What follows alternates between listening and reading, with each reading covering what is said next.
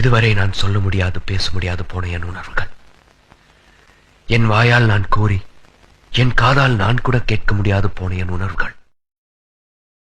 அன்றொரு நாள் அவளை சந்தித்தேன். அவள்தான் என் ஆண்மையை சுண்டி இழுத்தவள். அவளுக்கும் சேர்த்து நான் ஒருவன் மட்டுமே காதல் செய்து கொண்டிருந்தேன். எனக்கு சொந்தமான அந்த உதடுகள் என்னிடம் கூறின, உங்கள் இருவரில் முதலில் நான் உன்னை சந்தித்திருந்தால் நான் உன்னைத்தான் காதலித்திருப்பேன் என்று. அப்படி ஒரு சந்திப்பை ஏற்படுத்தி கொடுக்க தவறியது யார்? அப்படி ஒரு சூழ்நிலை உருவாக்கி கொடுக்க தவறியது யார்? என்னை வாய் பேச முடியாதவனாகவும் காது கேட்க முடியாதவனாகவும் படித்த போது கூட அந்த ஆண்டவனை நான் பழித்ததில்லை. அவளை அடைய முடியாதவனாக படைத்தானே, அதற்காக அந்த ஆண்டவனை பழிக்கின்றேன். இங்கே தூங்கிக் கொண்டிருப்பது நான் மட்டுமல்ல, என் உணர்வுகளும் என் ஆசைகளும் தான்.